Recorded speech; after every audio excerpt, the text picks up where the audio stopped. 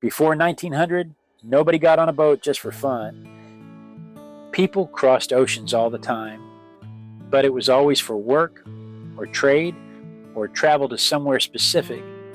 The idea of getting on a ship just to enjoy the ride was brand new as of 1900. Yachts existed, but those belonged to kings and the very rich, and even then they were just a fancier way to get somewhere. The Prinzessin Victoria Luise changed that. She launched in 1900 as the first ship ever built specifically for pleasure cruises, and she did not look like a cargo hauler. She was painted white at a time when every commercial ship was black or dark charcoal gray, with a clipper bow and a bowsprit styled after a private yacht.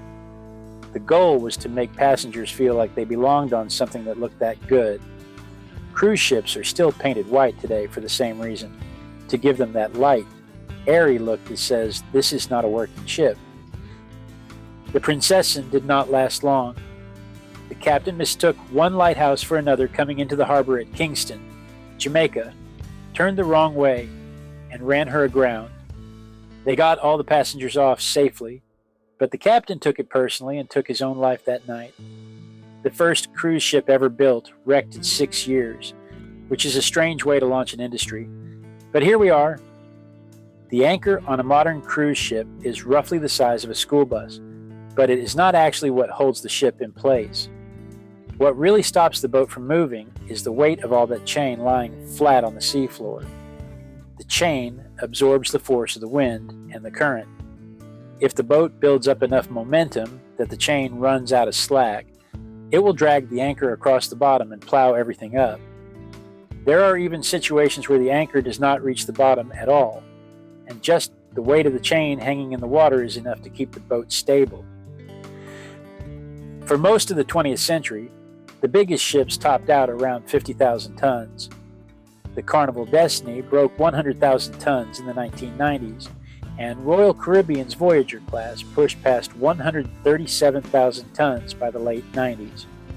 By 2009, Royal Caribbean's Oasis was at 225,000 tons with an ice rink and a rock climbing wall on board. The Icon of the Seas came in at 250,800 tons and 1,198 feet long, carrying 7,600 passengers. That is about half the population of my entire hometown. Floating around on one boat, the Mediterranean Shipping Company, MSC, is already planning a vessel at 265,000 tons for 2030, and nothing about that trajectory seems to be slowing down. A modern cruise ship will have close to 8,000 people on board, and those ships have water processing stations built right in. They process the human waste out of the water and then pump the water back into the ocean. It is perfectly legal. The cruise lines require that the water be treated before it goes overboard, but there is no outside regulation making them do it. Pamela, a friend of the show, put it about as well as anyone could. She said those luxury liners are floating on a sea of pee. A modern cruise ship costs somewhere between $500 million and $1.5 billion to build. That makes sense when you consider what they are. These things are not ships anymore. They are cities that happen to float. And we built the first one in 1900 because one guy decided people would pay just to enjoy the ride.